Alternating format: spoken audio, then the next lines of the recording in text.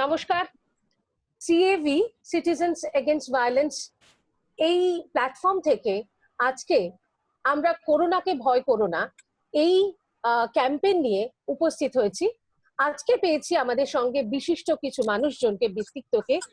তাদের কথা সত্যি নতুন করে পরিচয় দেওয়ার কিছু নেই। একজন মাননীয় সংসদ ডক্টর কাকলি ঘোষ দস্তিদার, আর তার পরিচয় আমাদের সূত্রে, আমাদের সকলের পশ্চিমবঙ্গবাসী, ভারতবাসী হিসেবে আমরা সকলে তাকে এক বাক্যে চিনি। দীর্ঘদিন ধরে তার এই পথ চলা 2009 সাল থেকে।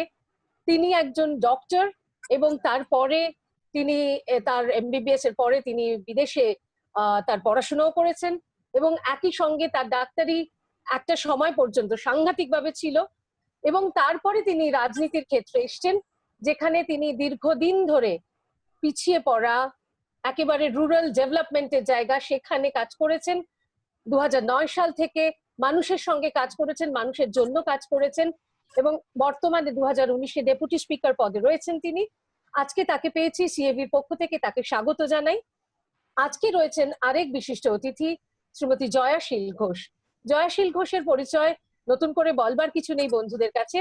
জয়াদি নৃত্যশিল্পী, অভিনেত্রী, সর্বোপরি যে কথাটা সবসময় বলি আমি, সেটা হচ্ছে অসাধারণ মনের একজন মানুষ। জয়াশীল ঘোষকে দীর্ঘদিন ধরে পরিচিত রয়েছেন আমাদের সঙ্গে, ব্যক্তিগতভাবে আমার সঙ্গে পরিচয় রয়েছে এবং বিভিন্ন ধরনের এইরকম ইস্যুতে তাকে আমরা সবসময় পাশে পাই। স্বাগত জানাই দুই বিশিষ্ট অতিথিকে, শ্রীমতী ডক্টর কাকলি ঘোষ দস্তিদার এবং জয়াশীল ঘোষ। আজকে রয়েছেন ইমসের কর্ণধার এবং এক্স ইউএন উজ্জয়িনী হালিম, তাকেও স্বাগত জানাই এই মঞ্চে।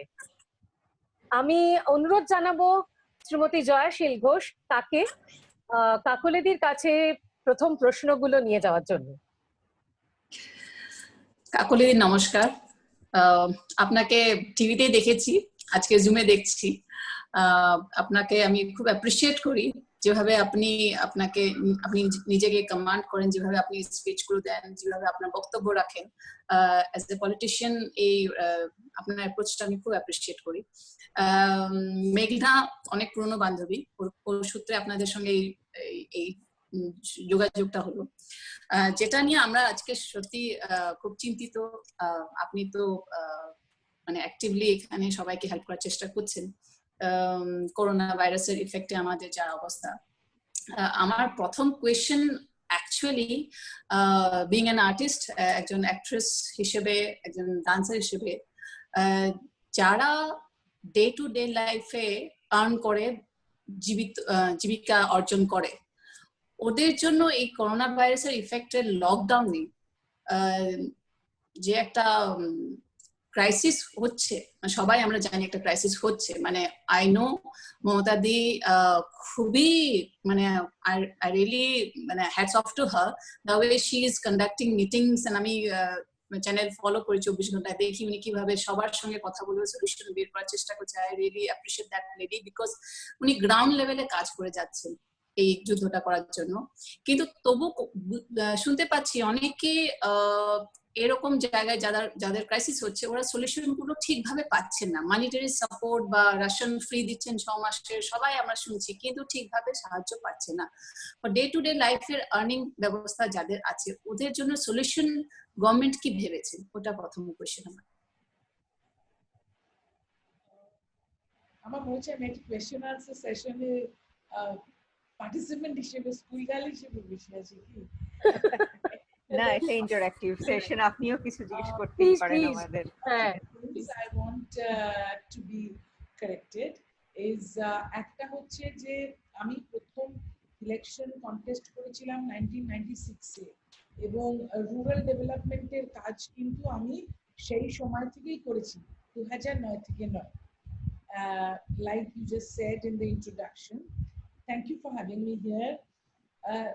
I think each of us, যারা আমরা we are privileged, যে আমাদের নিজেদের বলবুতে হোক কি আমার ফ্যামিলি ব্যাকগ্রাউন্ডে হোক, আমরা পড়াশোনা করে নিজের পায়ে দাঁড়িয়েছি, পড়াশোনা করে হোক, আর্টের মাধ্যমে হোক বা আমার নিজের বুদ্ধির মাধ্যমে হোক, আমাদের কিন্তু এইটা ভাবা উচিত যে আমাদের দেশে আমরা যাদের আমাদের চারপাশে ইউজুয়ালি দেখি, that is maximum 20%, rest of the 80% is not fortunate enough. আমাদের দেশে কিন্তু সেরকম ডেভেলপমেন্ট এখনো হয়নি। তবে আমাদের ছোটবেলায়, আমার ছোটবেলায় না, আমি কিন্তু যথেষ্ট বয়স্ক মানুষ, আমি 61 ইয়ার্স ওল্ড। সুতরাং আমি যখন সোশ্যাল ওয়ার্ক শুরু করেছি at the age of 18 or 17 late স্কুলে, তখনকার থেকে কিন্তু এখন অবস্থা অনেক উন্নতি করেছে। কেননা যেখানে হয়তো পিওর ড্রিঙ্কিং ওয়াটার ছিল না বলে পেট খারাপ হতো, সেখানে হয়তো ঘরে ঘরে ড্রিঙ্কিং ওয়াটার পৌঁছিয়েছে। মানে আমি একদম গোড়ার থেকে বলছি, বিকজ ইট ইনভলভস এভরিথিং।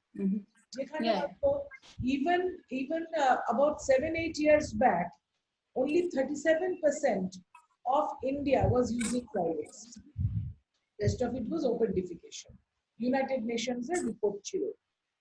এখন সেটা কমতে কমতে কিন্তু আমাদের পশ্চিম বাংলায় আমরা কিন্তু এখন ওপেন ডিফিকেশন প্রায় বন্ধ করে দিয়েছি। নির্মল জেলা, নদিয়া প্রথম হয়েছে, তারপরে আমি যেখানে বসে কথা বলছি উত্তর 24 পরগনা, নির্মল জেলা হচ্ছে, এরকম করে এক একটা জেলা কিন্তু কমপ্লিটলি স্যানিটেশনে ঢুকে গেছে। সেই রকম ভাবে খাদ্য সুরক্ষার যে আইন পাস হয়েছে, যাতে করে গরিব মানুষের কাছে আমরা খাদ্য পৌঁছতে পারি, সেই খাদ্য সুরক্ষাটাও আগের থেকে কিন্তু সুনিশ্চিত করা গেছে। তা সত্ত্বেও কিন্তু আমি বলবো যে দেশে এখন অব্দি 70% মানুষ কিন্তু 80% মানুষ কিন্তু খাদ্য সুরক্ষার আওতায় আসেনি। তারা দিন আনি দিন খায়, অর্থাৎ রোজগার করে বিকেলবেলা বাজার করে বাড়ি ফিরছে। যারা ডেইলি লেবারার্স, তাদের হয়েছে সবচেয়ে মুশকিল লকডাউন। এবং আরেকটা বিষয়, I just want you to be informed যে আমাদের লোকসভাটা যিনি চালান তাকে স্পিকার বলা হয়। 2019-এ লোকসভায় কিন্তু ডেপুটি স্পিকার নেই, মানে এক্স্যাক্টলি, এখনো সেটাই বলতে চাইছিলাম, দেয়নি। কিন্তু ওনারা আমাকে হাউস চালাবার জন্য দায়িত্ব যাকে দেয় বলে প্যানেল অফ চেয়ারপারসন। সো ছিল বলে আমি ভাবলাম একটু বলে দেবো। যেটা বলছিলাম, এই যে দিন আনি দিন খাই মানুষগুলো, এই মানুষগুলো লকডাউনে খুব অসুবিধা হচ্ছে। and not only in any single part of the country, in the whole of the country. আরো বেশি মুশকিল হয়েছে যেটা, আমাকে দিনে 80, 90, 100টা ফোন আসছে, আনসার করতে হচ্ছে যে আমার কনস্টিটিউয়েন্সির প্রায় 15-20 হাজার মানুষ তারা ডেলি লেবার হিসেবে বাইরে কাজ করেন। মুম্বাইতে আছে, নবী মুম্বাইতে আছে, অন্ধ্রপ্রদেশে আছে, পার্টিকুলার হায়দ্রাবাদ শহরে আছে, তারপরে ভেল্লোরে আছে, চেন্নাইতে আছে, বিভিন্ন জায়গায়, দিল্লিতে অনেক আছে, কেউ সেলাইয়ের কাজ করে, কেউ কিছু করে। তারা কিন্তু বাড়ি আসতে পারছে না, বিকজ ইট ইজ লকডাউন। এবং কিছু ফেক নিউজ ছড়িয়ে তাদেরকে কখনো কখনো এক জায়গায় জড়ো হচ্ছে। আপনারা দেখেছেন আর হলো দিল্লিতে, তারপরে হলো মহারাষ্ট্রে। বড় অন্যায় যে লকডাউন গাড়ি ছাড়বে না, তা সত্ত্বেও তাদেরকে হোয়াটসঅ্যাপের মাধ্যমে ডেকে আনা হচ্ছে। এবং একসঙ্গে যদি কয়েক লক্ষ মানুষ এক জায়গায় হয়, একজনের থেকে তাহলে করোনা ভাইরাসটা অন্যদের ছড়াবে। তাহলে আমরা যে ডিস্টেন্সিং করে ডিজিজটাকে কন্ট্রোল করতে চাইছি, কার্ভটাকে ফ্ল্যাট করতে চাইছি, সেইটা will be misplaced. The intention will be misplaced. This is a heinous crime. So these people should be brought to books. Whoever is doing it, police have arrested this. এবার আমাদের ইস্যুতে আসি যে গরিব মানুষগুলো খাবার। আমাদের অ্যাকচুয়ালি কনস্টিটিউয়েন্সি ভাগ করে কাজ করতে হয়। I am looking after my Barashat constituency. আমার সেগমেন্টে যেখানে যেখানে লোক আছে, রাইট ফ্রম দ্য বিগিনিং, 23, 24, 25 তারিখ থেকে শুরু করে গত মাসের এই অবধি আমরা 3 টাকায় তাদের খাবার পাঠিয়েছি। Say like every 7 days, 8 days down the line, আমি তাদেরকে প্রত্যেকের কাছে ইনাফ চাল, ডাল, আলু, তেল, সাবান, নুন, এইরকম করে বেসিকটা পাঠাতে পেরেছি যে তোমরা অন্তত বেঁচে থাকো খেয়ে। এইটা কিন্তু আবার নতুন করে লকডাউন হলো 14 তারিখে, আবার কাল পরশু আমরা এই কাজটা করেছি। And Baidyanath has been helping me. My another son Vishwanath has been helping me because they have formed 2 groups. যেখানে ওরা আবার টেলিফোনে ডাক্তারি হেল্পটা দিচ্ছে। কারণ অসুখ করেছে, তোমরা এভাবে টেক কেয়ার করো, এই ওষুধটা খাও, সাধারণ আর বৈদ্যনাথ তো করোনাকে ভয় করোনা বলে সবাইকেই সাবধান করছে। আমার ব্যাপারটাতে আমার মনে হচ্ছে যে the rest of the country has failed miserably. It has failed miserably এবং আমি একটা টুইট করেছি কালকে যেটাতে I have tried to tag the Prime Minister's office. It is the responsibility of the highest offices in the country, of all the countries, যেখানে খবর পৌঁছচ্ছে না আমরা যে ওষুধও পাঠাচ্ছি মানুষকে, ফোন করে কাউকে দিয়ে পাঠাচ্ছি। আমার অফিসে 16টা স্টাফ বসে আছে, আমি তাদেরকে বাইক দিয়ে পাঠিয়ে দিচ্ছি মাস্ক করে, যে যা গিয়ে আমার কনস্টিটিউয়েন্সির ওখানে ওষুধ দিয়ে এসো, চাল দিয়ে এসো, ডাল দিয়ে এসো। That is a small area, though it starts from Salt Lake and goes right up to nearly the Bangladesh border. আমাদের গঙ্গা হাবড়া ওইদিকে চলে যাচ্ছে, গঙ্গা border ওই সাইডে। কিন্তু সারা দেশে কিন্তু গরিব মানুষের কাছে ঠিক এইভাবে পৌঁছচ্ছে না, যেভাবে মমতা ব্যানার্জি রেশনটা দিচ্ছে 6 মাসের ফ্রি রেশন। এবারে one thing you have to decide and understand যে আমাদের পিডিএস সিস্টেম, রেশনিং সিস্টেমটার একটা ইনফ্রাস্ট্রাকচার ছিল, পাড়ায় পাড়ায় রেশন দোকান আছে, সেখানে খাবার পাঠিয়ে দিচ্ছে, সেইখান থেকে যাদের রেশন কার্ড আছে দেখে খাবারটা সেই মানুষটা এসে নিয়ে যাচ্ছে ফিজিক্যাল ডিস্টেন্স মেনটেন করে, মুখে মাস্ক পরে। কিন্তু যার রেশন কার্ড ছিল না, অনেকে আবার রেশন কার্ড রিনিউ করার জন্য জমা দিয়েছিল, তাদের জন্য our honorable chief minister উনি এসডিও বিডিও যে যেরকম সরকারি আধিকারিক আছে তাদের সবুজ রঙের স্লিপ সাইন করে দিচ্ছেন, বিলি করছেন, বাড়ি বাড়ি বিলি করছেন, তারা ওই কাগজটা দেখিয়ে 5 কিলো চাল, ডাল, আটা এগুলো পাচ্ছে। এবার একটু সময় লাগছে, কেন ইনফ্রাস্ট্রাকচার ডেভেলপ করতে সময় লাগছে, তার কাগজটা ছাপাতে হয়েছে, ইচ কাগজ এসডিও কে ভেরিফাই করে সই করতে হয়েছে, এই পাড়ায় এই লোকটা থাকে কিনা। Infrastructure tax time. যখন চাইনাতে শুরু হয়েছে ডিসেম্বর মাসে, তখন আমি বারাসাত হাসপাতালে ইনফ্রাস্ট্রাকচার ডেভেলপ করতে শুরু করেছি। পিপল ওয়ার লাভিং ইট। 3 তারিখে আমি পার্লামেন্টে দাঁড়িয়ে যখন বলছি they were just taking it so casually, তখন যদি লকডাউন হতো, ইন্টারন্যাশনাল ফ্লাইটস যদি বন্ধ হতো, ডোমেস্টিক এত মুভমেন্ট বন্ধ হতো, তাহলে আরো বেটার হতো, but we are doing well. এবারে we should really be thinking about the food of I completely agree that. we should be thinking about the food, দুধ, বাচ্চার দুধ, তো রেশনে তো বাচ্চার দুধ দেয় না, আমাদেরকে ল্যাকটোজেন ফিড পাঠাতে হচ্ছে। হ্যাঁ, তো এই জায়গাতে ইনফ্রাস্ট্রাকচার ডেভেলপ করতে কিছু সময় লেগেছে, but we are doing very well. Delhi is doing quite well, as I am told, but certain states are not. Everybody should work together যে আমরা যাতে খাবারটা পৌঁছে দেব। আমি একটা প্রশ্ন করতে পারি মেঘনা? May I? হ্যাঁ, নিশ্চয়ই প্লিজ। আমি কাকলিদিকে যখন পেয়েছি, মানে আমরা আপনাকে পাওয়াটাকে সৌভাগ্যের বিষয়, সুতরাং প্রশ্নগুলো আপনার দিকে যাচ্ছে, এরকম নয় যে ইন্টারভিউ। কিন্তু ব্যাপারটা হচ্ছে যে আপনি যে ইস্যুগুলো বললেন আমি প্রত্যেকের সাথে একমত। আমি আরেকটু পলিসি লেভেল ইস্যুর কথা আপনার কাছে জানতে চাইবো, যেহেতু আপনি বহুদিনের সাংসদ এবং বিশিষ্ট রাজনৈতিক ব্যক্তিত্ব। আজকে যখন আমরা খবর কাগজে পড়ছি যে আমাদের সারা ভারতে হেলথ সেক্টরের উপরে নর্মাল সময়ই হেলথের উপরে যে বাজেট অ্যালোকেশন হয় সেটা সবচেয়ে কম, মানে পৃথিবীর অনেক দেশের মধ্যে প্রায় একদম নিচের দিকে। এবং একইভাবে যখন আমরা দেখছি যে ফুড সিকিউরিটির যে ইনস্টিটিউশনস গুলোর কথা আপনি বলছেন, যে আইসিডিএস এর কথা বলুন, মিড ডে মিল, যেটা রাইট টু ফুড, মানে ফুড অ্যাজ এ হিউম্যান রাইটের সঙ্গে যেগুলো এসেছে, সেগুলোর উপরও ক্রমশ ইনভেস্টমেন্ট কেন্দ্রীয় সরকার কমিয়ে দিচ্ছে।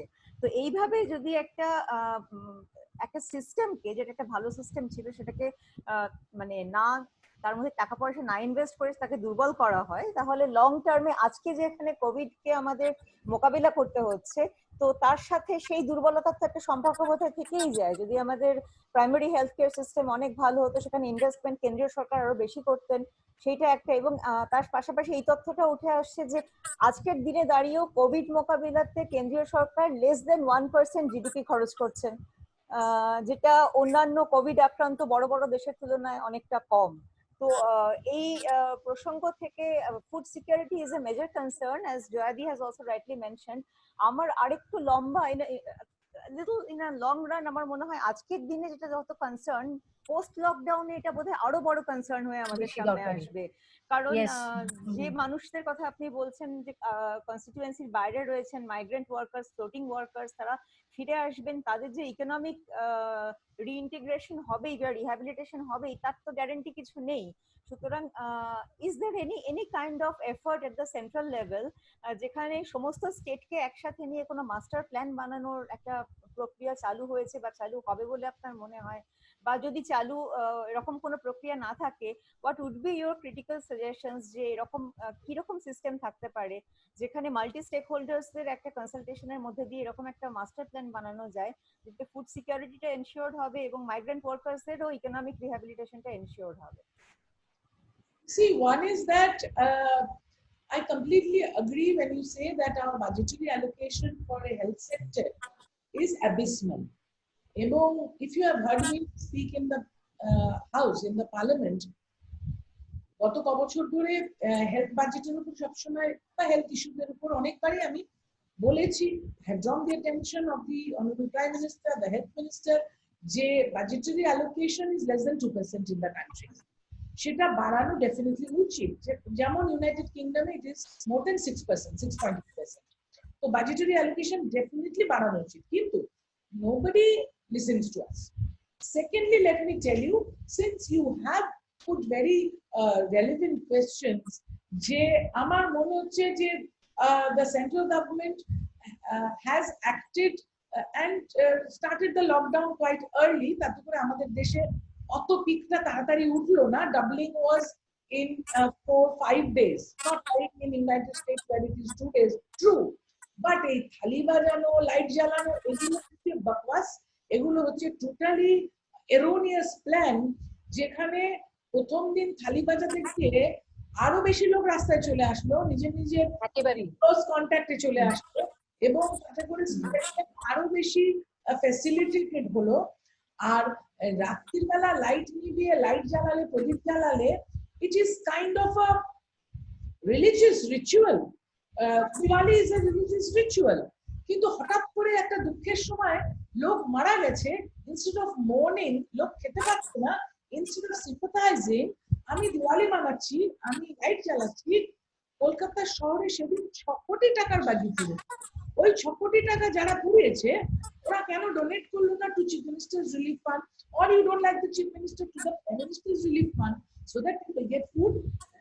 কিন্তু আমার মনে হচ্ছে যে এই যে একটা social division on communal line তৈরি করেছে সেন্ট্রাল গভর্নমেন্ট, এবং তাতে করে দেশে যে বিপদ আমরা গত 5-6 বছর ধরে দেখছি, সেই বিপদটা কিন্তু আরো বেশি করে আমরা এর মধ্যে দিয়ে, কোভিড এর লকডাউনের মধ্যে দিয়ে দেখতে পারলাম। And as far as the food security for the lower middle class and the lower economic groups is concerned, আমি টিভি আর দেখতে বসছি না, কেননা এত ডেথ হওয়া যাচ্ছে না, কেঁদে ফেলতে হচ্ছে যে এত মানুষ, 1.5 লাখ মানুষ মারা গেল। It's actually a war. You can say this is the third world war. It's a silent war, and it was the work of the defense research organizations of every country to have predicted this war and prevented it, কিন্তু সেটা কিন্তু করা যায়নি, এবং all the nations actually staring into the face of recession, economic recession. একদম ground লেভেলে, যেখানে rural, আমাদের দেশ তো মেইনলি রুরাল হ্যাবিটেশনের জায়গা, সেখানে তাদের হাতে যদি টাকা না থাকে, বাইং ক্যাপাসিটি না থাকে, তাহলে economy will not thrive if their buying capacity is not there. And if they are not buying biscuits, rice or milk, match everything, daily requirements, domestic consumption is 37 years low now. Before the coronavirus outbreak, it was so low because people in the lower rung didn't have cash. So economy ta eto kharap chilo amader deshe etar agei, and it was predicted, and we were running at a GDP of 4.7, 4.5. কিন্তু এখন international monetary fund বলছে GDP will be around 1 to 1.52, তার মানে যাদের কাছে টাকা ছিল না তাদের কাছে আরো টাকা কম হয়ে গেল। এটা বুঝে বুদ্ধিমত্তা, ফোরসাইটেডনেস মমতা ব্যানার্জির এত বেশি যে 6 মাস তিনি খাদ্য সুরক্ষা দিয়ে দিয়েছেন যে তুমি ফ্রিতে খাবার পাবে। কিন্তু there are other requirements. হাতে ক্যাশ টাকা না থাকলে যে বলছি বাচ্চার দুধ পাবে না। Then Trinamool Mahila Congress, I know this is not a political platform, yours is not a political platform, কিন্তু I really appreciate their effort is laudable যে Trinamool Mahila Congress sanitary napkins বাড়ি বাড়ি মহিলাদের পৌঁছে দিচ্ছে। যে রিকোয়ারমেন্টটা তো আছে, it is there, it is the truth, এগুলো কি করবে? So you have to think of every aspect. এই যে think tank এ কিন্তু সবই ভাবতে হয় কি কি লাগে একটা জীবন চালাতে। একটা বেবি থাকলে যেন মিল্ক লাগে, একটা প্রেগন্যান্ট লাগে, স্যানিটারি ন্যাপকিন লাগে, বা একটা অ্যাডোলেসেন্ট গার্ল বা রিপ্রোডাক্টিভ এজ গ্রুপের মহিলা লাগে। তো যা যা লাগে সেটা তো সেন্ট্রাল গভর্নমেন্টেরও ভাবা উচিত, এন্ড সেটাকে ইমপ্লিমেন্ট করা উচিত থ্রু আউট দ্য কান্ট্রি। আমরা একটা স্টেটে উই আর ডুইং ওয়েল, তাহলে খুব খারাপ অবস্থা হবে, ইকোনমি খুব খারাপ হবে ভারতবর্ষের, সারা পৃথিবী। এবং ওই যে 2008-এ যে রিসেশন হয়েছিল তার চেয়ে এবার অনেক খারাপ হবে। এবং এই ইকোনমি রিভাইভ করতে সবাইকে একসঙ্গে কাজ করতে হবে। এবং যারা খুব মুনাফায় কাজ করে, যারা বিজনেস হাউসেস নিজেরা শুধু নিজের ভালো বোঝে, তাদেরকে কিন্তু মুনাফা ছাড়তে হবে, তাদেরকে ওয়ার্কারের ভালো একটু দেখতে হবে। এবং এই সময় যদি ওয়ার্কার না এসে তাকে কামাই করে থাকে, তার টাকা কাটা চলবে না, তাকে কিন্তু সাপ্লিমেন্ট করতে হবে, সো দ্যাট ইকোনমিটা আস্তে আস্তে পিক আপ করতে পারে। আর রুরাল সেক্টরে অ্যাগ্রেরিয়ান যে আমাদের ইকোনমি আছে, সেখানেও কিন্তু আমাদেরকে ওদের পাশে দাঁড়াতে হবে। If the monsoon is good, we are going to get good crops, কিন্তু তাহলেও আমাকে ফার্মারের পাশে দাঁড়িয়ে যদি প্রডিউসটা বাড়ানো যায়, সেই প্রডিউসটা যদি গভর্নমেন্ট একটা সাস্টেনেবল প্রাইস দিয়ে, যদি একটা মিনিমাম সাপোর্ট প্রাইস ওদেরকে দেয়, যেটা ওদেরকে সাস্টেন করতে সাহায্য করবে, তাহলে the economy is going to pick up, because ours is mostly একটা agrarian economy. আর আমাদের ইন্ডাস্ট্রি যারা ছিল বন্ধ হয়ে গেছে। সবচেয়ে বেশি ক্রাউড দিল্লিতে আর্জুন বিহারে যারা এসেছিল সেদিনকে, they were from Manesar, they were from the Maruti factory. Maruti factory থেকে, like I know, because আমার এমপি লাইফে আমি 1 কোটি টাকার যন্ত্রপাতি কিনে অলরেডি লাগিয়েছি, আরো অর্ডার দিয়েছি in the hospital, like I was telling you, and I had ordered 10 ambulances for COVID patients. মারুতির সঙ্গে ওরা দিতে পারছে না আমাকে, বলছে আমাদের কারখানা তো বন্ধ, আমাদের তো লকডাউনে লোক সব পালিয়ে গেছে। তাহলে তাদেরকেও কিন্তু আবার লোকদেরকে ফিরিয়ে নিয়ে এসে স্যালারি দিয়ে তার বাড়িটাকে, আর যদি চিন্তায় থাকে যে আমার বাড়িতে বউ খেতে পারছে না, বাচ্চা খেতে পারছে না, বাবা মা ওষুধ পাচ্ছে না, তাহলে হবে না। বাড়িকে সাপ্লিমেন্ট করে ওয়ার্কারদের ফিরিয়ে নিয়ে খুব তাড়াতাড়ি প্রোডাকশনে ফিরে যেতে হবে। Maybe that will be another month or 2, ডিজিজটাকে আগে ফাইট করে নিয়ে, কিন্তু প্রোডাকশনটা ভালো করতে হবে। আর তাদেরকে কিন্তু মুনাফাটা কম করতে হবে, যাতে করে তারা শ্রমিককে সাপোর্ট করতে পারে, যাতে করে আমার যে 70-80% গরিব মানুষ আছে, তাদের হাতে ক্যাশ থাকলে বাইং ক্যাপাসিটি তাদের আমি যদি বাড়াতে পারি, তখনই মার্কেটটা থ্রাইভ করবে। এই ইকোনমিটা আমি বুঝি যে এটা করলে কিন্তু আমার দেশ আবার 6 মাস 8 মাস 1 বছর কিন্তু নিজের পায়ে দাঁড়িয়ে যাবে।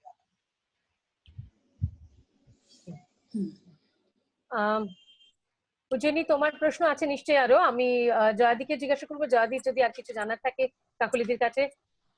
একটু ছোট্ট করে একটা অন্য কথা জিজ্ঞেস করি। কাকলিদি, আপনি কি দেখছেন করোনা, করোনা যেটা আমরা এটা মোটো রেখেছি, মানে আপনি এটা বিষয়ে কি ভাবেন? মানে আমরা একটু ভয় করছি তো বটে, মানে এই ভয়টা কখন যাওয়ার চান্সেস, একটা এস্টিমেটেড আইডিয়া আপনি যদি কিছু জানেন আমাদের এই বিষয়ে একটু জানাতে পারতে পারেন। দেখুন, একটা বিষয় হচ্ছে যে ভয় পাওয়া, ভয়ের ট্রিটমেন্ট আমার সাবজেক্ট না, বৈদ্যনাথের সাবজেক্ট। এবং আমি যখন দেখছি অনেক লোক মারা যাচ্ছে, আমি কাল অব্দি যা খবর রেখেছি, ইউনাইটেড স্টেটসে 20,000-এর উপরে মানুষ মারা গেছেন, সারা পৃথিবীতে 1.5 লক্ষ উপরে মানুষ মারা গেছেন। এবং আমি এত বড় মানুষ, আমি ফ্র্যাঙ্কলি বলছি, আমি টিভির সামনে ভ্যানা করে কেঁদে ফেলছি। তখন এসে গত 40 বছরের যে হাজব্যান্ড আমার কাছেও আসে না, সেটা মাথায় হাত দিয়ে বলছে কেঁদো না কেঁদো না। আর আমার এই ছেলেই কিন্তু বৈদ্যনাথই কিন্তু আমার বলছে ভয় দিও না মা, এত আপসেট হয়ে না। সেই জন্য সাইকিয়াট্রিক কাউন্সিলিংটা ওর কাজ। আমি যেটা বুঝি সেটা হচ্ছে, আমরা যদি বাইরেও যেতে হয়, মুখে মাস্ক বেঁধে যাই, বাজার করে চলে আসি। বাজার করার সময় লাইনে যদি আমি অন্তত বলা হচ্ছে 1 মিটার মানে 3 ফিট 3.5 ফিট, আমি 5 ফিট দূরেই লোকের দাঁড়াই, হাঁচি কাশি আমার গায়ে অন্য লোকেরটা না আসে, হাঁচি কাশি। ইট ইজ সেড যে এই ভাইরাসটা হ্যাচ্চে করে হাঁচলে বা কাশলে বোমের মতন ছুটে গিয়ে লোকের নাকে ঢুকছে, মাস্ক বাঁধা থাকলে ঢুকতে পারছে না, বলছে চোখ দিয়েও ঢুকছে। বাট অলসো আমি একটা রিপোর্ট করলাম যে এটা নাকি হাওয়ায় 13 ফিট অব্দি গিয়ে তারপরে পড়ছে। হাঁচি কাশি হলে তো বলছে যে 3 feet 4 feet, that is with the projectile, মানে স্পিডে যাচ্ছে। Otherwise 13 feet. তাহলে কি উচিত যে আমি 13 ফিট দূরেই থাকি বাবা লোকের থেকে, হাওয়াটা যাতে ঘরের মধ্যে চলে। আমার যদি মনে হয় আমি গাড়িতে কাঁচ উঠিয়ে যাব, আমার ড্রাইভারের যদি কোনো ইনফেকশন থাকে, তাহলে কিন্তু সেটা গাড়ির মধ্যে হাওয়াটা ঘুরে আমার কাছে আসবে, তাহলে কাঁচটা নামিয়ে দিলে হাওয়াতেই বেরিয়ে যাবে। তাহলে আমার বাড়ির জানলা দরজা খুলে হাওয়া করা উচিত, পাস করানো উচিত। বাড়িতে যারা আমাদের ক্লিন করছে তাদের কিন্তু উচিত প্রত্যেক দিন হয় লাইজল বা ব্লিচিং কোনো দিয়ে জল দিয়ে চেয়ার টেবিল খাটের হাতল, তারপরে আমাদের চেয়ারের হাতল মুছে ফ্লোরটাও এরকম করে মোছা উচিত। আর as far as each one safety security is concerned, প্রত্যেক মুহূর্তে আমি বাইরে থেকে ঘরে ঢুকলেই কিন্তু 20 সেকেন্ড হাত ধোয়া উচিত। এবার 20 সেকেন্ড কতক্ষণ হবে আমরা কি করে বুঝবো? See, I'm showing this is the first movement, এই করতে করতে ফেনা হলো, then this is the second movement, হাতের উপর দিকটা হলো, এদিকের হলো, and then প্রত্যেকটা আঙুল হলো। ঠিক এরকম করে যদি আমরা প্রত্যেকটা আঙুল করি, তারপরে আমরা নখের মাঝখানটা করলাম, and then পামটা করলাম, বিকজ এটা আমাদের ডিপ্রেস থাকে, পামটা করলাম, and then we go back to এইটা করতে করতে 20 সেকেন্ড হয়ে যাবে, করে হাতটা ধুলাম, তারপরে আমি মুখটুকু ধুলাম,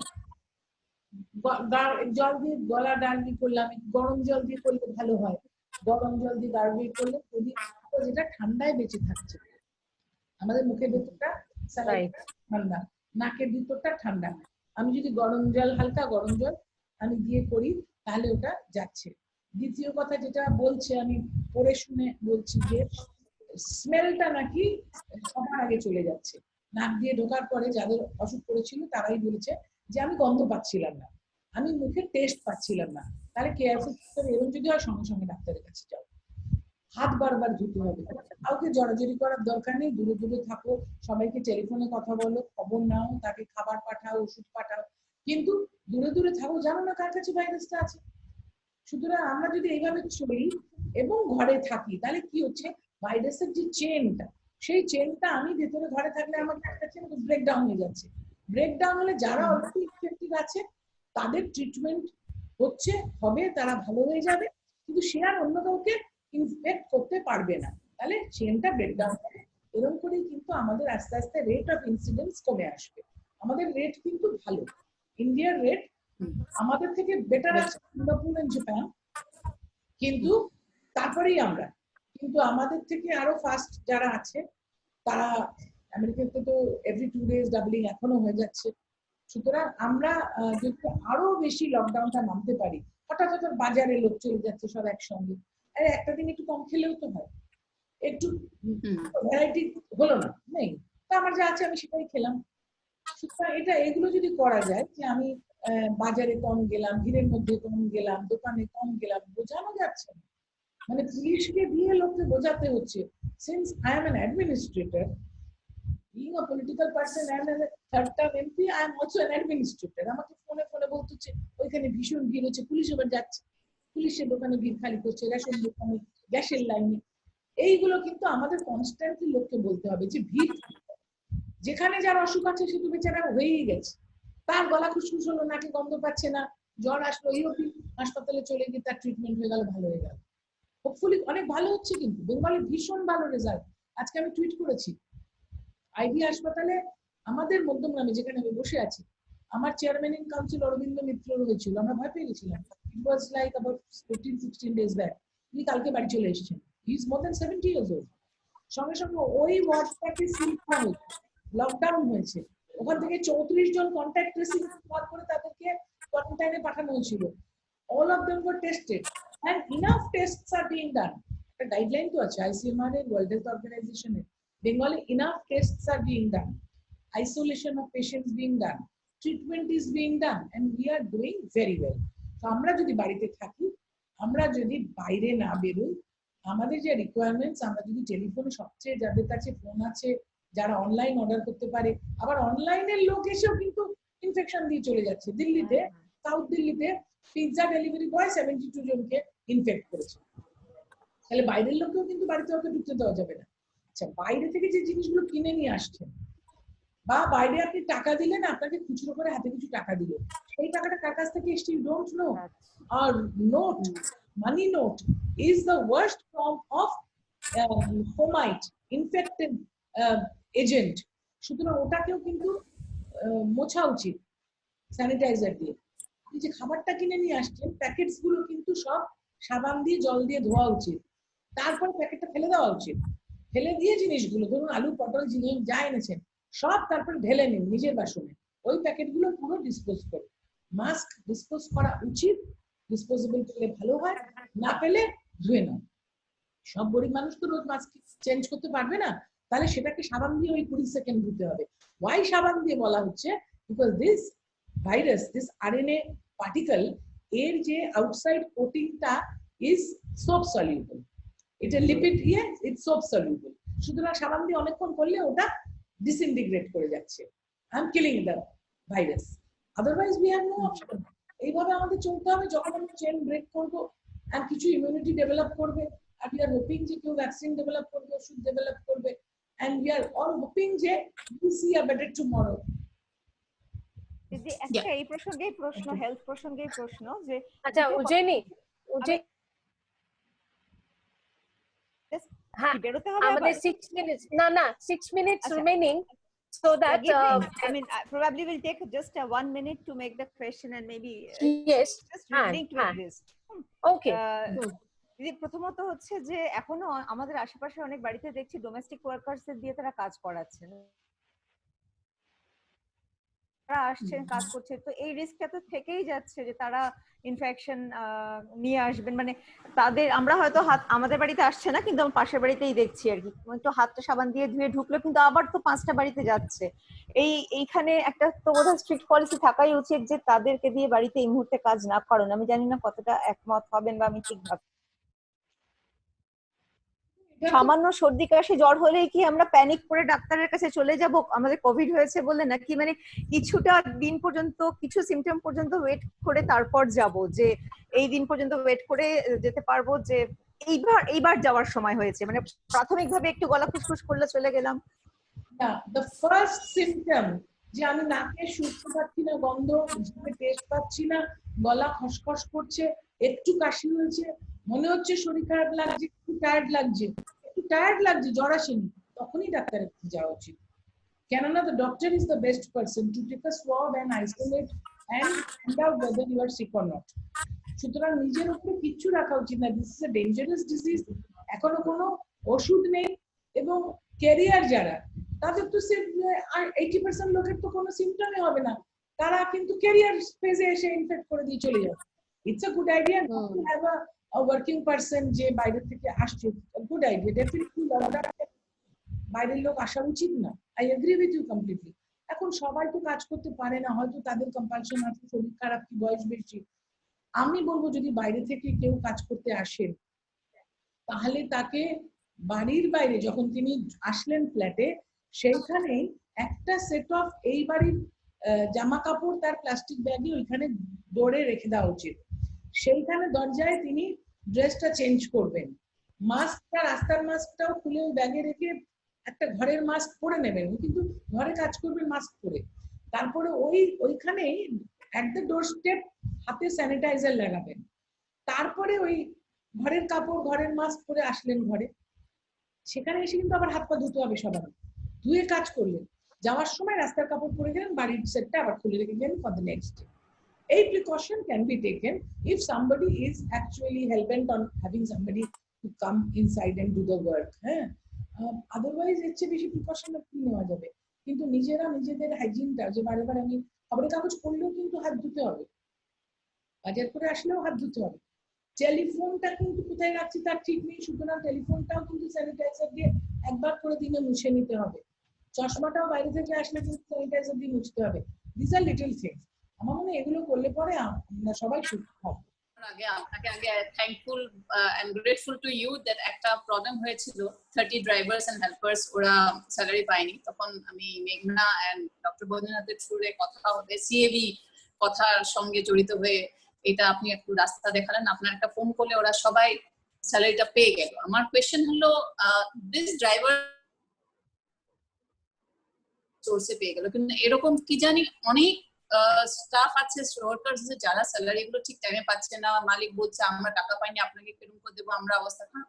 সো এইরকম অবস্থায় গভর্নমেন্টের থেকে কোন এরকম উপায় আছে যে এদের এরকম জায়গায় ট্র্যাক করার যে মানে people are okay they are getting their salary?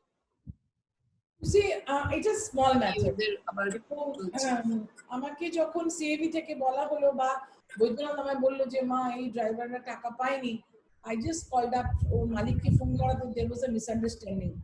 মালিকরা বললো আমরা সকাল 9টা থেকে 1টা অবধি ওয়েট করেছিলাম, ওরা আসেনি, whatever it is, problem was solved. এরকম প্রবলেম কিন্তু আমরা সারাদিনে অনেক সলভ করছি। এবং আওয়ার মানে আমাদের গুড ফরচুন হচ্ছে ওয়েস্ট বেঙ্গলে hour chief minister is leading from the front. বারে বারে মিটিং করছেন, সবাইকে বলছেন মানুষের পাশে দাঁড়াও, হেলথ ডিপার্টমেন্টকে উনি কন্ট্রোল করে রেখে দিচ্ছেন, পুলিশকে দিয়ে উনি ভালোভাবে কাজ করাচ্ছেন। এবং আমার মনে হয় পশ্চিমবাংলায় এই সমস্যাটা খুব বেশি নেই, কিন্তু অন্য দেশে বা থ্রু আউট দ্য নেশন আমার মনে হয় the central government should be much more active, aware, and central গভর্নমেন্টের অনেক বেশি তৎপরতার সঙ্গে গরিব মানুষের পাশে বিশেষ করে এই সময় দাঁড়ানো উচিত। এই যে আমাদের কোভিডের আগে গ্রোথটা জিডিপি 4.7 এসে গেছিল, এটার কিন্তু কোনো সদর্থক পদক্ষেপ সেন্ট্রাল গভর্নমেন্টকে আমরা নিতে দেখিনি।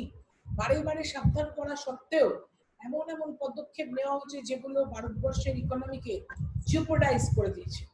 2016-তে হঠাৎ করে নোটবন্দি করা হলো, বা হঠাৎ করে কর্মী ছাঁটাই হচ্ছে, হঠাৎ করে আমার বাজেটে আমি ইচ্ছা মতন অ্যালটমেন্ট করছি, এইগুলো কিন্তু ঠিক হয়নি। সুতরাং ভারতবর্ষের ইকোনমিটা খারাপ। এই দেশব্যাপী কি সিদ্ধান্ত তারা নিচ্ছেন সেটা তারাই জানেন। আমরা বারবার তাদেরকে অনুরোধ করব যে জনগণের স্বার্থে আপনারা জনদরদি পলিসি গ্রহণ করুন, জনবিরোধী পলিসিগুলো থেকে সরে আসুন, কেননা সেই 4.7 থেকে আমরা কিন্তু আরো নিচে নেমে যাচ্ছি, মানুষের খুব কষ্ট হচ্ছে। সুতরাং দেখা যাক, আমরা আমাদের কথা বলছি, ওনারা যদি শোনেন ভালো, না হলে জনতাই জবাব দেবেন। না সেদিন একটা নিউজে দেখছিলাম হেডলাইন্স টুডে, আমাদের অমৃত একটা সাজেশন দিচ্ছিলেন, আমি কত জানি সাবজেক্টটা পুরোটা জানি না, উনি বলছেন 10 লাখ করোড় রুপিস যদি আরবিআই থেকে একটা আই থিঙ্ক ওয়ার্ল্ড ব্যাংক থেকে একটা লোন নিয়ে আমাদের এই পরিস্থিতিটাকে যদি ব্যালেন্স করে, তাহলে ইকোনমিক কন্ডিশনটা এত খারাপ কিছু একটা উনি এরকম বলছিলেন। Do you know about that? দেখুন, একটা কথা খুব সিম্পল, সেটা হচ্ছে আমার দেশ থেকে আমার দেশের ওয়েলথ যদি বিদেশে চলে যায় এবং যারা নিয়ে চলে গেল আমি তাদেরকে যদি ফেরত না আনি, if I don't bring back that wealth, তাহলে তো আমার দেশ সাফার করবে। সেটা তো ওদের টাকা নয়, সেটা তো দেশের টাকা, সেটা তো প্রত্যেকটা ইনকাম ট্যাক্স পেয়ারের টাকা। এবং to my understanding nearly 1 lakh crore এরকম ভাবে লোক নিয়ে চলে গেছে, গুটি কয়েক মানুষ। এবং এমন এমন দেশে তারা বসে আছে যেখানে আমাদের আইন কাজ করছে না, এবং তাদেরকে ফেরত আনতে সম্পূর্ণরূপে কেন্দ্রীয় সরকার ব্যর্থ। সেই জন্য কিন্তু আমাদের ইকোনমিটার এই অবস্থা, এটা বুঝতে হবে। তারপর প্রোডাকশন এত খারাপ হয়ে গেছে, এমন ভাবে ট্যাক্স চাপিয়েছে, নোটবন্দিতে পুরো টাকাটাই তো আমাদের ফেরত আসে। ফুড গ্রেনের কথাতে একটু সরি, সেই জন্য আমাদের ইকোনমিটা এরকম হয়েছে। সেই ইকোনমিটাকে ঠিক করতে গেলে নিশ্চয়ই এমন পলিসি নিতে হবে ব্যাংকে, রিজার্ভ ব্যাংকে, যাতে করে আমাদের ক্যাশ ফ্লোটা বেটার হয়। যেরকম আমাদের স্টেট গভর্নমেন্ট, আমরা অ্যানুয়াল রেভিনিউ ডেফিসিট যেটা আমাদের হয় সেটা চাইছি অ্যাট ওয়ান গো, আমাদের দেওয়া হচ্ছে না। ব্যবস্থা কোথেকে করবো, কিন্তু আমাদেরকে দেওয়া হচ্ছে না। সেন্ট্রাল গভর্নমেন্ট আমাদের থেকে যে ট্যাক্স কালেকশন করে না, সেই ট্যাক্স কালেকশনের একটা পোর্শন আবার স্টেটকে ফেরত দেয়, সেটাই আইন। আমাদের সেটাও দিচ্ছে না, তাহলে আমি আমার স্টেটটাকে কি করে চালাবো? সেই সেন্ট্রাল গভর্নমেন্টকে বসে একজন ভালো ইকোনমিস্টকে দিয়ে কিন্তু ইকোনমিক পলিসি গুলো রান করতে হবে। আমাদের রিজার্ভ ব্যাংকের গভর্নরও কিন্তু ইকোনমিস্ট নন, যে ভালো ইকোনমিস্ট ছিল তারা ছেলে চলে গেছে, সেজন্য দেশের ইকোনমি এই অবস্থায় দাঁড়িয়ে আছে। সেটাই তো। একটা কথা এই প্রসঙ্গে আসে, আপনি যেটা বলছেন, আজকে রঘুরাম রাজনকে IMF দায়িত্ব দিচ্ছেন কোভিড বিষয়ক চিফ পরামর্শদাতা করে, তাকে আমাদের কেন্দ্রীয় সরকার খুব একটা সহ্য করতে পারলেন না, সেভাবে যদি বলতেই হয় ব্যাপারটাকে। তো সঠিক সমালোচনা সহ্য করতে না পারার একটা অদ্ভুত পলিটিক্যাল কালচার তৈরি হয়েছে, এটা আমরা আমাদের ক্ষেত্রে কাজ করতে গিয়েও দেখছি। এই প্রসঙ্গে আর একটা তথ্য এমনি জয়াদিকেও বলছি, যেটা আমরা খবর কাগজেও পড়ছি, যে গভর্নমেন্ট ওয়্যার হাউসে 71 মিলিয়ন টনসের বেশি ফুড গ্রেনস রয়েছে, কিন্তু সেন্ট্রাল গভর্নমেন্টের পৌঁছে দেবে লোকেদের, মানে and PDS is that mechanism যেটাকে দীর্ঘদিন ধরে, not during COVID but pre-COVID, যেটাকে আপনার ফাইন্যান্সিয়াল স্টারভেশনের মাধ্যমে উইক করা হয়েছে। এখানে আমি কাকলি কাছে একটা প্রশ্ন থাকছে, যেটা আপনারা বহুদিনের সাংসদ এবং আপনারা কমন মিনিমাম, তো আজকের দিনে হয়তো প্রশ্নটা অত রেলেভেন্ট না, পোস্ট কোভিড প্রশ্নটা রেলেভেন্ট হবে। আজকে আমরা টার্গেটেড পিডিএস এর মধ্যে রয়েছি, আপনি কি বলবেন টার্গেটেড পিডিএস না ইউনিভার্সাল পিডিএস, কোনটা বেশি অ্যাপ্রোপ্রিয়েট হবে? যেখানে কিছুটা নিশ্চয়ই চেকস এন্ড ব্যালেন্সের ব্যাপার থাকবে, মিডল ক্লাস নিশ্চয়ই গিয়ে সেই ইউনিভার্সাল পিডিএস এর সুবিধা নিতে পারবে না, কিন্তু এপিএল বিপিএল এর পরিষ্কার না, মানে সেটা একটা ইস্যু থেকেই যায়।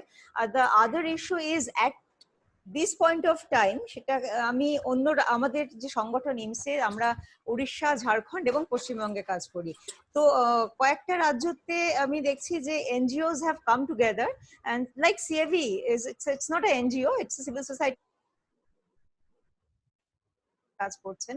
তো আমরা আরো কিভাবে ভালো করে রাজ্য সরকারকে সাহায্য করতে পারি এবং তাদের সাথে একসাথে কাজ করতে পারি, যাতে যতটুকু রাজ্যের সামর্থ্য আছে, রাজ্য সরকার তো করছেনই, আমাদেরও যে সামর্থ্য আছে আমরা এমন ভাবে কাজ করি যে ডুপ্লিকেশন না হয়, আমরা অ্যাকচুয়ালি কমপ্লিমেন্ট করতে পারি কাজটাকে, সেক্ষেত্রে কি মেকানিজম থাকতে পারে? See, one thing is that accountability in a democracy is very much essential. এবং সেই accountability-টা is to the people through the NGOs, through the civil society, because everybody is accountable. এবারে ওয়েস্ট বেঙ্গলে যেহেতু আমাদের মুখ্যমন্ত্রী একদম গ্রাসরুট লেভেল থেকে গরিব মানুষের কাজ করতে করতে উঠে এসছে, আর she is in politics I think for the last 45 years now, উনি ভীষণ ফাস্ট থিঙ্ক করেন এবং খুব তাড়াতাড়ি গ্রাস্প করেন, তাড়াতাড়ি কাজ করেন। ওয়েস্ট বেঙ্গলের প্রবলেমটা কম, কিন্তু অন্যান্য স্টেটে লেট মি টেল ইউ যে অ্যাকচুয়ালি তো আমরা ফুড সিকিউরিটি নিয়ে অনেক বছর লড়াই করার পরে সেই বিল পাস করা হয়েছে। এবারে আমরা যখন ইউনিভার্সাল পিডিএস নাকি আমরা সিলেক্টেড গ্রুপস করব, কি করবো, এটা যখন ভাবছি, তখন এই পলিসি ম্যাটার গুলো তো ডিসকাশন হবে, এগুলো তো ডিসকাস করে বিভিন্ন ধরুন ভিন্ন মত থাকলে, ডিবেট থাকলে কি হয়, তার থেকে উত্তর বেরিয়ে আসে, আনসার বেরিয়ে আসে। And it is said that the Lok Sabha, the house belongs to the opposition, because the opposition is the watchdog on the government. Opposition কিন্তু বেশি অন্যদিকে বসে দেখতে পাচ্ছে ফলস এন্ড ফলিস, যে নিজে ক্ষমতায় আছে সে নিজে দেখতে পাচ্ছে না আমি কি ভুল করছি। কিন্তু এখন 6 বছর ধরে যেটা হয়েছে, যে অপোজিশন উঠে দাঁড়িয়ে যদি কোনো সাজেশন দেয়, তাহলে তার বাড়িতে রাত্রিরে সিবিআই যাবে। যদি অপোজিশন কিছু ক্রিটিসাইজ করে, তাহলে তাকে অ্যারেস্ট হতে হবে। এবং পিপল লাইক মি, আমাদের এগেইনস্টেও কেস আছে। মানে ইট ইজ অ্যাস্টাউন্ডিং, যে আমি জীবনে ভাবিনি, কেননা we are very down to earth people. সুতরাং কার বাড়িতে সেন্ট্রাল গভর্নমেন্ট পুলিশ পাঠাবে, কার ফোন ট্যাপ করবে, আর the moment you stand up to speak, যদি তুমি ওদের ধামা বাজাও, দেন ইটস ভেরি নাইস, হাই ছোটটা। So, they are the future. তো আমাদের হচ্ছে যে গভর্নমেন্ট তো শুনবে, তো আমরা উঠে দাঁড়িয়ে না, আমার গলার জোর খুব, এখানে তো ভদ্রলোকের মতো কথা বলছি, ওখানে কেউ চেঁচামেচি যদি করে না, এমন চিৎকার করতে হয় যে শুনো তো সহি, बैठ जाओ, समझते नहीं हो बैठ जाओ, এরকম বলতো। ক্লাস 4 পাস লোক, সে উঠে দাঁড়িয়ে হয়তো ডাক্তারে নিয়ে চিৎকার করতে শুরু করলো। হয়তো আমি কোন একটা পার্টিকুলারলি কদিন আগে আমরা আমাদের মেডিকেল টার্মিনেশন অফ প্রেগন্যান্সি নিয়ে বলছি, সেখানেও ওর বক্তব্য আছে। আমরা মেনস্ট্রুয়েশন নিয়ে কিছু বলি, সেখানেও আমাদের বক্তব্য আছে। আর সব ভুলভাল বক্তব্য, এবং বক্তব্যগুলো অল রিলিজিয়াস ওরিয়েন্টেড। আমাদের স্ক্রিপচার্স কি বলেছে, মাইথোলজি কি বলেছে। উই আর স্ট্যান্ডিং ইন 2020 নাও। এখানে দাঁড়িয়ে তো আমি ঘন্টা বাজাবো না, আমি এখানে দাঁড়িয়ে তো প্রদীপ দেখাবো না। এখানে তো সায়েন্স ফাইট করছে, ডক্টররা ফাইট করছে, নার্সরা ফাইট করছে, প্যারামেডিক্সরা ফাইট করছে। They are losing lives throughout the world. এখন তোমার এসব চলবে না, ওখানে আলোচনা করার কোনো স্কোপ নেই।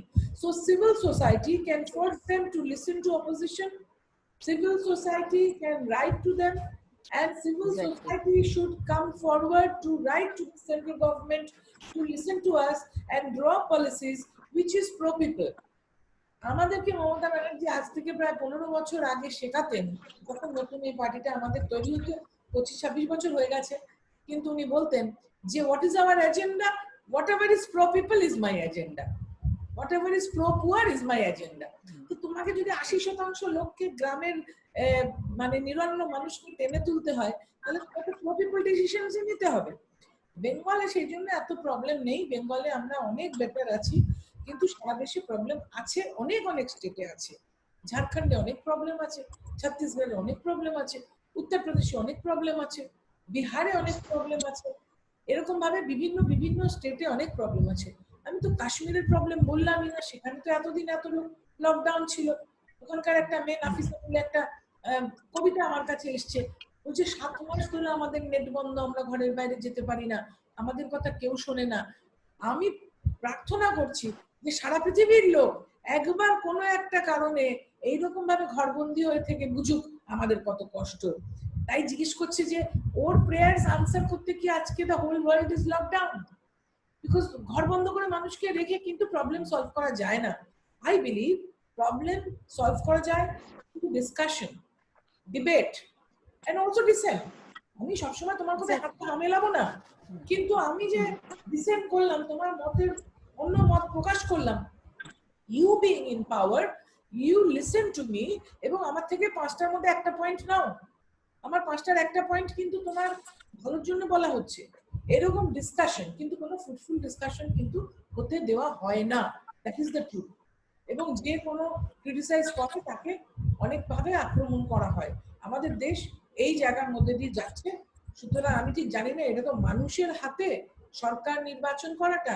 মানুষ যারা নির্বাচিত করেছে তারাই আবার মব লিঞ্চিং করেছেন, তারাই আবার বারে বারে মানুষের বিরুদ্ধে যাচ্ছেন। সুতরাং it is for the people to decide who they want and the people to write to them, draw them out into dialogue, draw them out into debate and come to a conclusion so that pro people is drawn up by the government. আমি সামান্য একটা অন্য কথা বলি, যেহেতু ডাক্তারদের প্রসঙ্গে কথা হচ্ছিল, তারা আজকে ফ্রন্ট লাইনে থেকে চিকিৎসা করছেন। এই যে আমাদের ডাক্তারদের, আমি শুধু পশ্চিমবঙ্গের কথা বলছি না, সারা ভারতের মধ্যেই তাদের কাছে যে পিপিই নেই যথেষ্ট পরিমাণে, ড্রাগস এর উপরে যে ব্যানটা উঠিয়ে নেওয়া হলো এবং সেটাকে বাইরে পাঠিয়ে দেওয়া এখন চালু হলো, আর কেউ এড হিসেবে দেওয়াই যেত, কিন্তু সেটা না করে ব্যান লিফট করে কিছু কোম্পানিকে অর্ডার দেওয়া হলো তারা বাইরে পাঠাবে। সেই এই যে এটার কতদূর যৌক্তিকতা আছে? আমাদের দেশ একটা বিশাল দেশ, বিলিয়নস অফ পপুলেশন, সেইখানে আমরা কতটা রিস্কে পড়ে যাচ্ছি যখন সরকার এরকম ডিসিশন নিচ্ছে যে আমাদের ওষুধ বাইরে চলে যাচ্ছে, আমাদের পিপি অন্য দেশে চলে যাচ্ছে, আমাদের ডাক্তারদের কাছে সেগুলো থাকছে না। তো আমরা তো প্রায়ই টিভিতে দেখছি যে হেলথ কেয়ার প্রফেশনালসরা বলছেন যে আমাদের যথেষ্ট কথা বলছি না, এবং সেটা তো একটা মস্ত কনসার্ন যে তারা চিকিৎসা করতে গিয়ে নিজেরা অসুস্থ হয়ে পড়ছেন। এটা সারা পৃথিবীতেই হয়েছে। ইটালিতে 100 বেশি ডাক্তার মারা গেছে। সারা পৃথিবীতেই ডাক্তাররা হয়তো বেখেয়ালে কাজ করতে গিয়ে ইনফেক্টেড হয়ে যাচ্ছেন। এবং ডাক্তারদের it is you can say occupational hazard. যেরকম একজন সৈনিক যুদ্ধ করতে গিয়ে মারা যায়, কোনো সময় সৈনিক যুদ্ধ করতে গিয়ে তার হয়তো হাত ব্লাস্টে উড়ে গেল কি পা ব্লাস্টে উড়ে গেল, সে অপাহিজ হয়ে পড়লো, এরকম ডিসেবলড হয়ে পড়লো, এগুলো তো যুদ্ধক্ষেত্রে হয়, এটাও যুদ্ধ। আমি আগেই বলেছি এটাও কিন্তু থার্ড ওয়ার্ল্ড ওয়ার, আমরা যুদ্ধই করছি, ডাক্তাররা এর সৈনিক। সুতরাং আমরা we are losing some soldiers. সেই দিক দিয়ে দেখতে গেলে এটা তাই, কিন্তু they should be given the proper arms and ammunition. সৈনিককে আমি আর্মস ছাড়া পাঠাতে পারি না। সেখানে বেঙ্গলকে যদি চিন্তা করুন তাহলে কিন্তু আমাদের ইনাফ পিপি দেওয়া হয়েছে। আমি যেহেতু এই জেলা হাসপাতাল চালাই আমি জানি ইনাফ স্যানিটাইজার ইনাফ পিপি জেলায় জেলায় দেওয়া হয়েছে। সেগুলো কিন্তু বুদ্ধি করে সেই হাসপাতালগুলো যারা ইন্ডিভিজুয়ালি চালাচ্ছেন তাদেরকে ইমার্জেন্সি রুমে সেই পিপি গুলো দিতে হবে, যাতে করে ডাক্তাররা সেইগুলো সুসজ্জিত হয়ে সৈনিক কাজে যেতে পারেন। আর সারা দেশেও পিপিই কিন্তু দেওয়া হয়েছে। এবং এইটা নিয়ে যেটা বলতে হবে যে খালি ক্রিটিসাইজ করলে হবে না, আরেকটা বুঝতে হবে যে প্রিপেয়ারনেসের জন্য প্রপার টাইম তারা পেয়েছেন কিনা। যখন চায়নায় শুরু হলো তখন থেকে যদি তারা এই জিনিসগুলো তৈরি করতেন, তখন থেকে যদি এই ইনফ্রাস্ট্রাকচার ডেভেলপ করতেন, তাহলে আমাদের আরো সুবিধা হতো। যে কথাটা আমি বললাম যে মার্চ মাসের 2 তারিখে পার্লামেন্ট শুরু হয়েছে লোকসভা, সেইখানে আমরা এটা নিয়ে আলোচনা তুলেছি এবং সেইখান থেকে কিন্তু আমি বারাসাত হাসপাতালে যন্ত্রপাতি কিনতে শুরু করেছি, ventilator, dialysis machine, ultrasound, BiPAP, multi channel monitor, মানে পুরো একটা বিল্ডিং করে ফেলেছি কোভিড হাসপাতালের বারাসাতে। যেটা যদি সবাই করতেন, যদি সেন্ট্রাল গভর্নমেন্ট এটা করতো সব জায়গায়। Health is a state subject, তো আমরা কিন্তু আমাদের স্টেটে করেছি। মমতা ব্যানার্জি এখানে প্রায় 70,000 কাছাকাছি মানুষকে কোয়ারেন্টাইন করে রেখেছেন, ইনস্টিটিউশনাল কোয়ারেন্টাইন, হোম কোয়ারেন্টাইনও আছে। সেখান থেকে আমরা বেড বাড়িয়েছি এবং বিভিন্ন হাসপাতাল তিনি প্রাইভেটেও মাল্টি স্পেশালিটি নিয়ে সেগুলো কোভিড করে ফেলেছেন। যেরকম বলছিলাম যে আমাদের ট্রিটমেন্ট রেট খুব ভালো। আর সেন্ট্রাল গভর্নমেন্টেরও এটা আগে থেকে করা উচিত ছিল। এবং আমার মনে হয় যে পিপির কিন্তু কোনো শর্টেজ নেই, মাস্কের শর্টেজ নেই। ওষুধটা যে বাইরে পাঠিয়েছে, we are not in a position to comment on external affairs, যেগুলো গভর্নমেন্ট ডিসিশন নিচ্ছে উইথ আদার কান্ট্রিজ। কেননা এটা তো আলোচনা করে নেওয়া হয়নি, এটা তো পার্লামেন্টে আলোচনা করা হয়নি, আমাদের কাছে কোনো বিল আসেনি, অর্ডিন্যান্স করে অনেক কিছু করা হয়েছে। সুতরাং অর্ডিন্যান্স করে বা গভর্নমেন্ট ক্যাবিনেটের সিদ্ধান্ত নিয়ে করলে তার উপরে আমরা কিন্তু কমেন্ট করতে পারি না। As far as Bengal is concern, আমাদের কাছে ইনাফ জিনিস রয়েছে এবং মমতা ব্যানার্জি হেলথ মিনিস্টার, মমতা ব্যানার্জি আমাদের হোম মিনিস্টার, আমাদের কিন্তু স্টেটে আমরা enough equip to fight this. দিদি, আর একটা আমার শেষ প্রশ্ন, আপনি এই পুরো কোভিড প্রসঙ্গে মিডিয়ার ভূমিকাটা কিভাবে দেখছেন? মিডিয়াতে তো অনেক দুটো ভূমিকাই রয়েছে, সদর্থক এবং অতটা সদর্থক নয়। আপনি কোন দিকটাকে, মিডিয়াকে কি বলবেন এই প্রসঙ্গে, কি রকম ভূমিকা তাদের রাখা উচিত? This is a very serious scientific subject এবং এই ভিরোলজি জানা লোকও পুরো যেটা বলে ঘেপে যাচ্ছে, মানে যে এই ভাইরাসটা কোত্থেকে আসলো, কিসে মরবে। যারা ভাইরোলজিস্ট তারাও বুঝতে পারছে না, আমরা ডাক্তাররা তো কোন ছাড়, কেননা এইটা আমরা কোনোদিনও, এই যে মিউটেন্ট, এটা একটা মিউটেন্ট ভাইরাস, ক্যারেক্টার চেঞ্জ করেছে। সুতরাং তাকে কি করে আমরা আক্রমণ করবো, কি করে মারবো, আমরাও ডাক্তাররা বুঝে উঠতে পারছি না। সেখানে প্রপার ডাক্তারদের দিয়ে কিন্তু মিডিয়ার আলোচনাগুলো করানো উচিত। মিডিয়া নাক কাটার লোককে কান কাটার কোশ্চেন জিজ্ঞেস করছে আর পেট ব্যথার লোককে মাথা ব্যথার কোশ্চেন জিজ্ঞেস করছে, এটা কিন্তু আমি নিঃসন্দেহে বলতে পারি। তাই আমি টিভি দেখা বন্ধ করে দিয়েছি, বিকজ যে চ্যানেলটার কথা বলছি আপনারা বুঝতে পারছেন, I don't want to name anybody, but ভীষণ শ্যালো রিপোর্টিং হচ্ছে এবং ভীষণ সুপারফিশিয়াল রিপোর্টিং হচ্ছে, কোনো ইনডেপথ। সেই তুলনায় ন্যাশনাল চ্যানেলগুলো কিন্তু খুব ভালো কাজ করছে। ন্যাশনাল চ্যানেলে তবু ট্র্যাকিং করছে, জনস হপকিন্স ভালো ট্র্যাকার ইউজ করছে, ট্র্যাকিং করছে, প্রপার খবর দিচ্ছে, প্রপার গাইডেন্স দিচ্ছে। আমাদের বেঙ্গলি মিডিয়াতে কিন্তু আমরা সেরকম দেখতে পাচ্ছি। আর আমার তো রাগ হয়ে যাচ্ছে, আমি যখনই টিভি চালাচ্ছি কিছু সিরিয়াস কথা শুনবো বলে, তখনই আমি দেখছি হয় স্টেনলেস স্টিল নয়, বারবেল নয়, ডাম্বেল নয়, ইসের অ্যাডভার্টাইজমেন্ট চলছে। হ্যাঁ, তো খুব রাগ হয়ে যাচ্ছে, because they are earning money at my cost, at the cost of my stupidity। আমি তার চ্যানেল চালাচ্ছি, সেই জন্য চ্যানেলটা চালানো বন্ধ করে দিচ্ছি।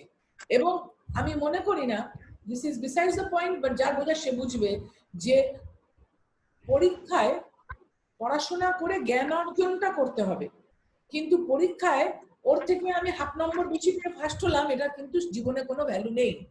যে ফার্স্ট হয়েছে সে হয়তো জীবনের দৌড়ে লাস্টে থাকবে, আর যে পরীক্ষা কোনো রকম পাশ করেছে সে হয়তো দেখবেন জীবনের দৌড়ে জীবনটা শুধু আমি কত টাকা রোজগার করলাম, আমি কি খেলাম, আমি কতবার বিদেশ গেলাম, আমি কি জামা কাপড় পরলাম তা নয়, আমি এগিয়ে যাওয়ার সময় সমাজের কটা মানুষকে আমার সাথে এগিয়ে নিয়ে যেতে পারলাম। আমি প্রাউডলি বলতে পারি অ্যাজ কাকলি ঘোষ দস্তিদার যে 2009 সালে জেতার আগেকার বারাসাত লোকসভা আর এই পরেকার বারাসাত লোকসভা মানুষ আজকে চিনতে পারবে না।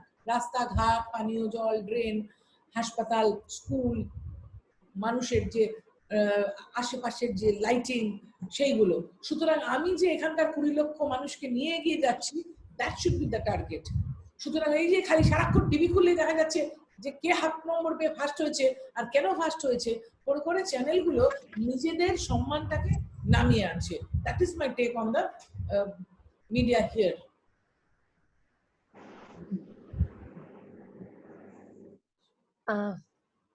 উজ্জয়িনী, তোমার কোনো প্রশ্ন আছে? আর উজ্জয়িনী, তোমার কি কোনো প্রশ্ন আছে? তোমার কি কোনো প্রশ্ন আছে উজ্জয়িনী? না, আমি কাকুলিকে অনেক প্রশ্ন করেছি, অন্য প্রশ্ন যদি আচ্ছা। আর জয়াদির কি কোনো কিছু প্রশ্ন আছে? আর আজকে আই থিংক আমরা অনেক দেরি আজকে ধরেছি। হ্যাঁ, নেক্সট টাইম আবার বসবো, আমি সেটা ভাবি। আমাদের অনেক সুন্দরভাবে উনি অনেক আমার শুধু একটা কথা বলার আছে দিদি কাকুলিদিকে, যে আপনি যেটা বললেন কিছু যেটা পার্লামেন্টে যেটা এখন একটা উইক পয়েন্ট হয়ে দাঁড়িয়েছে, ডেমোক্রেসিতে অপোজিশন যেটা আপনি বললেন খুব বড় ভূমিকা নিয়ে থাকে, সেটা নেই। তো হয়তো কিছু পলিসি, ব্রিফ পলিসি যদি আপনারা ইন্ট্রোডিউস করেন যেগুলো প্রো পিপল, প্রো পুয়ার। এখন নাম্বার গেম তো আছেই পার্লামেন্টে, কোনটাতে কি হয় সেটা তো অন্য কথা, বাট অ্যাটলিস্ট এই ডিসকাশন বা এটা যদি পাবলিক ডোমেনে থাকে, হয়তো এটা আমাদের আরো অনেককে ভাবাতে সাহায্য করবে। আপনাদের সেই আলোচনাগুলো আপনারা করেনি, এবং সেটা সেই ক্ষেত্রে যদি সিএভির মতন একটা প্ল্যাটফর্ম, যারা নিজেদের থিঙ্ক ট্যাঙ্ক হিসেবে লং রান, তাহলে হয়তো সিএভির জন্য সেটা একটা সুযোগ হবে। Always try, best of luck, but ওরা শুনি না।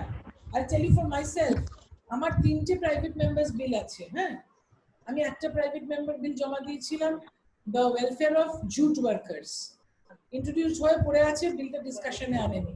তারপরে আর একটা আমি অ্যাসিড অ্যাটাক মেয়েদের উপর যে হয় তার উপরে একটা বিল জমা দিয়েছিলাম।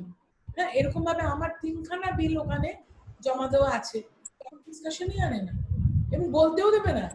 সুতরাং আমরা আমাদের মতো চেষ্টা করি, চিৎকার চেঁচামেচি হইচই, but the pressure has to come from the society at large, and particularly through the NGOs and through the civil and everybody. মানে মানুষের বোঝা উচিত যে আমার জন্য কি ভালো। এবার আমার ভালোটা তো আমি চাইবই, মানুষের চাওয়া উচিত যে আমার বাজেটারি অ্যালোকেশন অন হেলথ বাড়াও, আমাকে এডুকেশন আরো বেশি ফ্রি করো।